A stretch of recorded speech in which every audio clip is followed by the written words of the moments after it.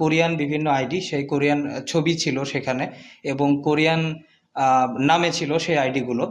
তো মেয়েটি বিভিন্ন সময় তাদের সাথে কথা বলার চেষ্টা করেছে এবং তারা কোরিয়ান ভাষায় রিপ্লাইও দিয়েছে। ভিকটিমের মা এবং ভিকটিমের খালা আমাদের ক্যাম্পে একটি অভিযোগ নিয়ে আসেন।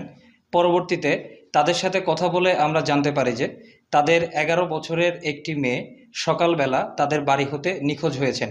এ প্রেক্ষিতে তারা পালং থানায় একটি জিডি দায়ের করেন এবং সেই জিডির প্রেক্ষিতে আমাদের ক্যাম্পে এসে র্যাবের সহযোগিতা কামনা করেন। এ প্রেক্ষিতে আমরা উক্ত বিষয়টি অনুধাবন করি এবং এই বিষয়ের সাথে মানব পাচার সম্পর্কিত অপরাধ ঘটার সম্ভাবনা রয়েছে বলে মনে করি।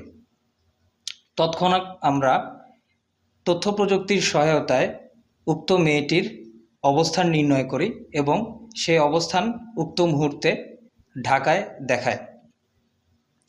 পরবর্তীতে আমরা ঢাকায় অবস্থানরত আইনশৃঙ্খলা বাহিনীর সহায়তায় মূলত সেখানে যে ট্রাফিক পুলিশ অবস্থান করছিল সেই ট্রাফিক পুলিশকে আমরা মেয়েটির অবস্থান সম্পর্কে জানাই এবং তৎক্ষণাৎ মেয়েটিকে তার অভিভাবকের কাছে ফেরত দেওয়ার জন্য আবেদন করি।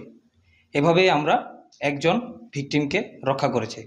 বিটিএসের সাথে সম্পর্ক জড়িয়েছে মূলত এটা আমরা যখন ভিকটিম আমাদের ক্যাম্পে আমরা ভিকটিমকে নিয়ে আসি, তার যে মোবাইল আমরা চেক করেছি, মোবাইলের যত ধরনের ডকুমেন্টগুলো চেক করেছি, সব ডকুমেন্টে আমরা দেখতে পাই যে বিভিন্ন আইডি, যেমন কোরিয়ান বিভিন্ন আইডি, সেই কোরিয়ান ছবি ছিল সেখানে এবং কোরিয়ান নামে ছিল সেই আইডিগুলো।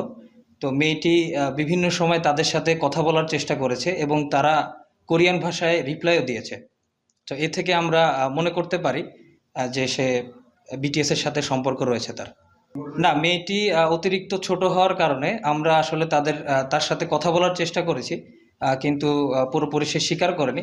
সে বলছে যে সে তার মার উপর রাগ করে চলে গিয়েছে, কিন্তু তার যে চিরকুটটি আমরা পেয়েছি সেখানে লেখা আছে, তার মেয়েটির নিজের হাতের লেখা, যে সে মেয়েটিকে মানে মেয়েটি বিটিএসকে পছন্দ করে এবং তার মার কাছে সে ক্ষমা চেয়েছে। বিটিএসের সাথে সে চলে যাবে, ঢাকায় গিয়ে বিটিএসকে বিয়ে করবে বলে আমরা তার চিরকুট থেকে জানতে পারি।